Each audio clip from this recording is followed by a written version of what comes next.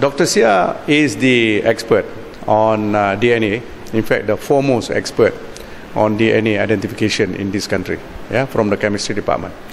She testified this morning, very importantly. What she said was, they have done swabbing of the deceased body, Sarbaini's body, as he was when he was brought into the mortuary with his clothes still intact. So when they did the swabbing, they found all of the DNA elements on him were that of him, with the exception of two. Two DNAs were belonging to foreign persons. And this became a serious concern because the issue is who had body contact with the deceased. So they did a lot of investigation with the help of the police. They managed to trace the two foreign DNA to belong to two other deceased persons. One died in hospital, the other died as a result of another fall from a building. And these two individuals, their post-mortem were carried out on the same post-mortem table. So when Sarbaini later on was placed, his body was placed on the same post-mortem table, he had some of the elements of the DNA of these two persons sticking to his parts of his clothes. So it becomes a non-issue anymore, which means that alone will show that nobody had body contact with him that may have caused his fall. That's very critical.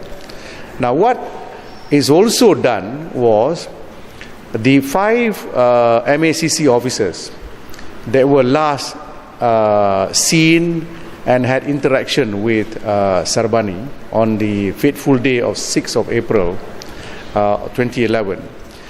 All their clothes were taken away from them on the very day itself by the police.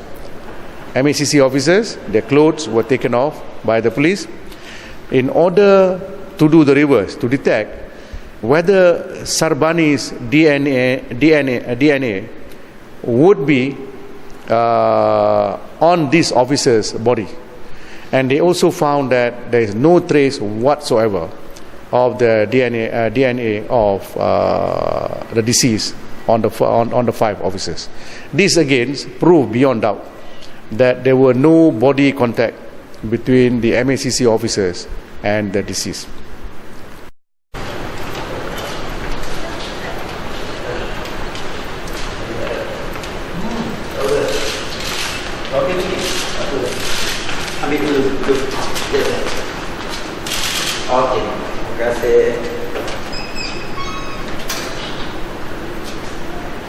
Now, Raja Petra, as usual, creates stories in his blog. And he created stories from nothing.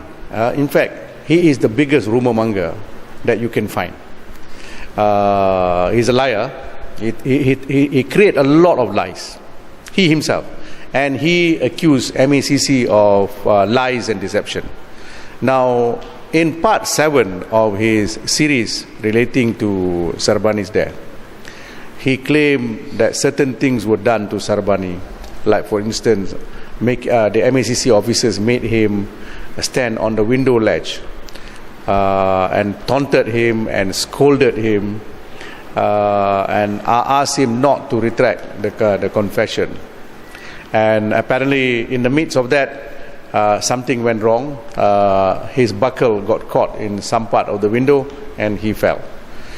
You and I know, those who followed the evidence that was unveiled at the inquest, none of this were even true. Not an iota of it is true. This is a total creation of Raja Petra. That is why I asked the investigating officer, after having read Raja Petra's article, did he find anything that can be supported in Raja Petra's article? He said there's nothing. The whole thing was just an imagination of Raja Petra. Unfortunately, the wife of Raja Petra, the wife of Sarbaini, the widow of Sarbaini, read this article and she got worked up again and she thought there may be some truth to it. You know, a widow who is in grief will always believe something in the current circumstances. And she lost a second police report based purely on the total gossip of Rajapetra, which is unfortunate.